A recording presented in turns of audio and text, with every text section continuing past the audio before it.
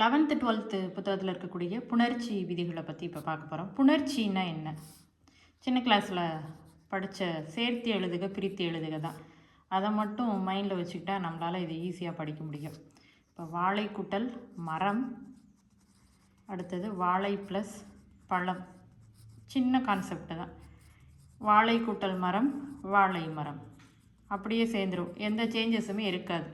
ரெண்டு சொல்லையும் சேர்க்குறோம், அவ்வளோதான். இந்த ரெண்டு சொல்லையும் சேர்க்குறதுக்கு பேர் தான் புணர்ச்சி. இதுக்கு பேர் என்னென்னா நிலைமொழி, இதுக்கு பேர் வருமொழி. நிலைமொழியினுடைய இறுதி, வருமொழியோட முதல், இது ரெண்டும் சேர்றதுக்கு பேர் தான் புணர்ச்சி. இந்த கான்செப்டை மட்டும் மைண்டில் வச்சுக்கிட்டு இந்த பாடத்தை கொஞ்சம் கவனிச்சுட்டே வந்தால் ரொம்ப ஈஸியாக இருக்கும். இப்போ வாழை கூட்டல் பழம் அப்படின்னா என்னென்னா வாழை பழம். மேலே உள்ள வார்த்தையில் எந்த சேஞ்சஸுமே இல்லை, கீழே உள்ள ரெண்டு சொற்கள் சேர்றதுல சின்ன சின்ன சேஞ்சஸ் இருக்குது. அப்போ இந்த இடத்துல எந்த மாற்றமும் இல்லை, அது இயல்பு புணர்ச்சி.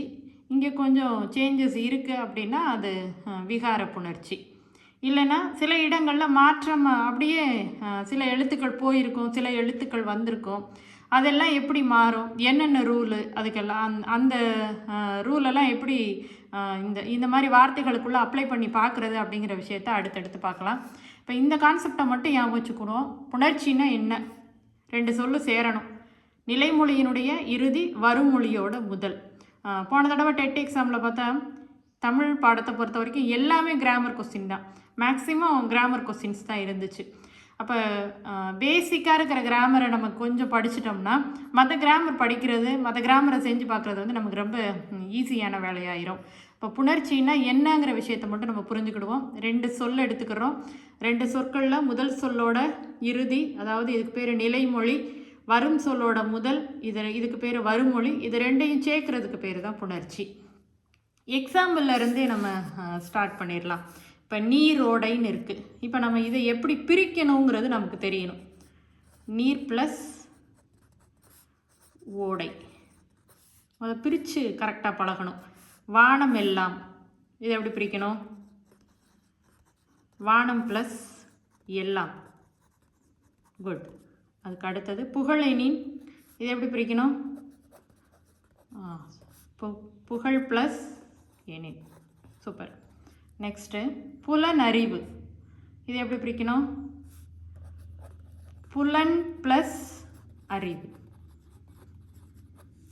இது ரொம்ப ஈஸியான ஒரு புணர்ச்சி விதி. நீரோடை, நீர் ப்ளஸ் ஓடை, வானம் ப்ளஸ் எல்லாம், புகழெனின், புகழ் ப்ளஸ் எனின், புலனறிவு, புலன் ப்ளஸ் அறிவு. இந்த 4 வார்த்தைகளை நல்லா கவனித்து பாருங்கள். கடைசி எழுத்தில் மெய் எழுத்து இருக்கும். மெய் எழுத்து இருக்கா? ரெண்டாவது வார்த்தை வருமொழி முதல், வருமொழி முதல்ல உயிரெழுத்து இருக்கும். ஓ, நல்லா போட மாட்டேன். ஓடை, இங்கே பாருங்கள், ஏ இருக்கா? ஏனின்.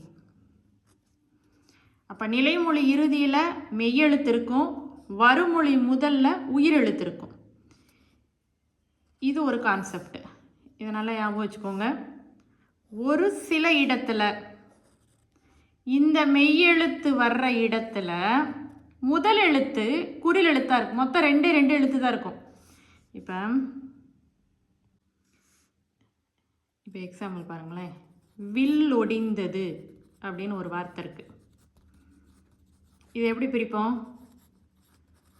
Very good. வில் ப்ளஸ் ஒடிந்ததுன்னு பிரிப்போம். இங்கேயும் மெய் தான் இருக்குது, இங்கேயும் உயிர் தான் இருக்குது. ஆனால் முதல் எழுத்து குறில் எழுத்து, இதை மட்டும் மைண்டில் வச்சுக்கோங்க. இங்கே வந்து முதல் எழுத்து குறில் எழுத்து கிடையாது, இங்கே நெடில் எழுத்தாக இருக்கும். இல்லைன்னா இந்த மாதிரி 2-3 எழுத்துக்கள் சேர்ந்து வரும், 3 எழுத்தாக இருக்கும். ஓகேவா? ஆக நிலைமொழியில் மெய்யெழுத்துலேருந்து வருமொழியில் உயிர் எழுத்து இருந்தால் ஒரே ஒரு ரூல் தான். இந்த வார்த்தையை கவனிச்சுக்கோங்க. இங்கேயும் மெய்யெழுத்து தான் இருக்குது, வருமொழி முதல்ல உயிரெழுத்து இருக்குது. ஆனால் முதல் எழுத்தை பாருங்களேன், இந்த இல்லுக்கு முன்னாடி உதா இருக்குது. இப்படி வர்றப்ப 2 ரூல் வரும். ரெண்டு ரூல்ஸ் இதுக்கு வரும். இந்த கான்செப்டை ஞாபகம் வச்சுக்கோங்க. நீரோடை, நீர் ப்ளஸ் ஓடை. அப்போ இரு ஓவோட சேருது, இம்மு இரு ஓவோட சேர்ந்து எதுவாக மாறும்? ரோவா மாறும். இம்மு ஏவோட சேர்ந்து மேவா மாறும். இல்லு ஏவோட சேர்ந்து லேவா மாறும். இன்னு ஏவோட சேர்ந்து நேவா மாறும். அப்போ இதுக்கு ஒரே ஒரு ரூல் தான். என்ன ரூலு? உடல் மேல் உயிர் வந்து எல்லாத்தையுமே எழுதி எழுதி ப்ராக்டிஸ் பண்ணிங்கன்னா படிக்கிறது வந்து ரொம்ப ஈஸியாக இருக்கும். உடல் மேல் உயிர் வந்து ஒன்றுவது இயல்பே. அவ்வளோதான், ஒரே ஒரு ரூல் தான். இதுக்கும் அப்படி தான். வானம் எல்லாம் புகழெனின் புலனறிவு எல்லாத்துக்குமே ஒரே ஒரு ரூல் தான். உடல் மேல் உயிர் வந்து ஒன்றுவது இயல்பு. இதை என்ன பண்ணணும்னா டேபிள் மாதிரி போட்டுக்கணும். விதி, இந்த பக்கம் வந்து மாற்றம். ஓகேவா? இப்போ புலனறிவு ஈக்குவல் டு எப்படி எழுதணும்? புலன் ப்ளஸ் அறிவு. Super, good. நெக்ஸ்ட் பாருங்களேன். இப்போ விதி போட்டோமா, மாற்றம்னு போட்டோமா? இப்போ விதியில் ஒன்று போட்டுக்கோங்க. என்ன ரூல் எழுதணும்? உடல் மேல் உயிர் வந்து ஒன்றுவது இயல்பு. ஃபார்முலா எழுதியாச்சா? இதுதான் அதுக்குரிய ஃபார்முலா. இப்போ இங்கே என்ன பண்ண போகிறோம்? புலன் ப்ளஸ் அறிவுன்னு எழுத போகிறோம். அப்போ இந்த ஆவோட சேர்த்து நாவா மாத்திரம் என்ன வந்துடும்? புலன் அறிவுன்னு வந்துடுமா?